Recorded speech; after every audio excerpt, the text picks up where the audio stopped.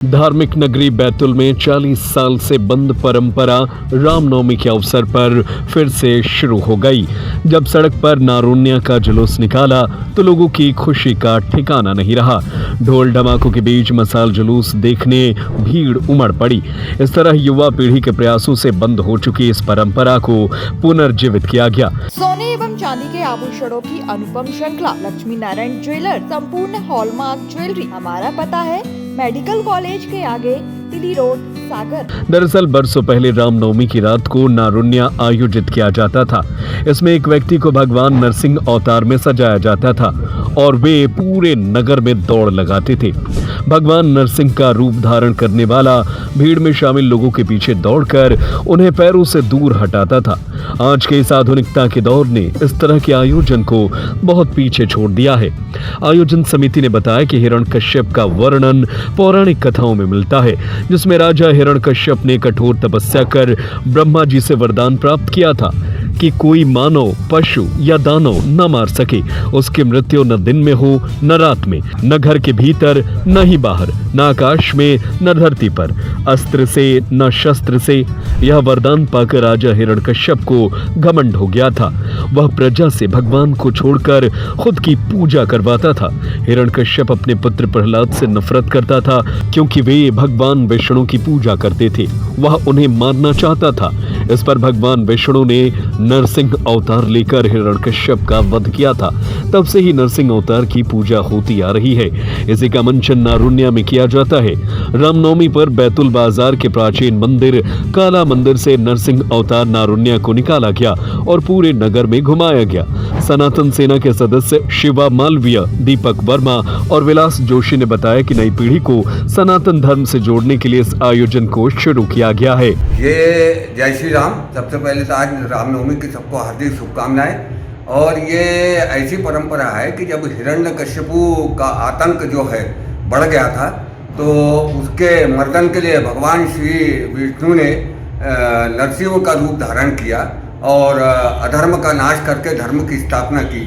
और क्योंकि ये परंपरा हमारे यहाँ पर बहुत पुराने समय से रही है, हमारे पीढ़ियों में जब रामनवमी के समय में ये नरसिंह अवतार निकाला जाता था तो लोगों को नारायण के दर्शन कराने के, नरसिंह रूप के दर्शन कराने के लिए इसको निकाला जाता था और लोगों को दर्शन कराए जाते थे। लेकिन अपरिहार्य कारणों से ये कुछ बंद हो गया और सनातन सेना ने इसको पुनर्स्थापना करने का कार्य किया है। उनको बहुत बहुत हार्दिक बधाई। तो और क्या विशेषता है इस नारुन्या की?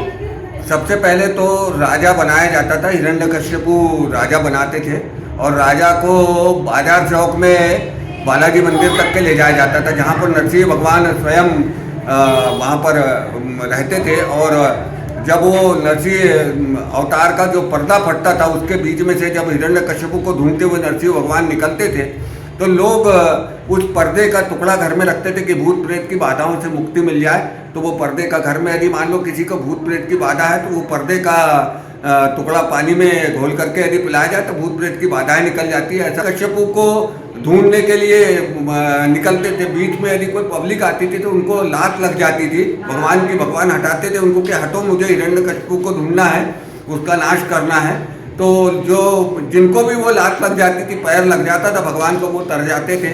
ऐसी ही मान्यता है कि भगवान के चरण जिसको लग जाए वो तर जाता है। आज भी वही परंपरा का निर्वहन करते हुए सनातन सेना ने नरसिंह अवतार के दर्शन बैतूल बाजार में फिर से कराए। उनको बहुत बहुत कोटि आभार। सनातन सेना बालाजीपुरम बैतूल द्वारा पिछले कई वर्षों से भगवान नरसिंह का अवतार जो नारुन्या बोलते हैं वो पिछले कई 30-40 वर्षों से बंद थी प्रथा। इसको हमने पुनः जीवित किया है और आज रात 8 बजे से रामनवमी के शुभ अवसर पर निकलता है ये।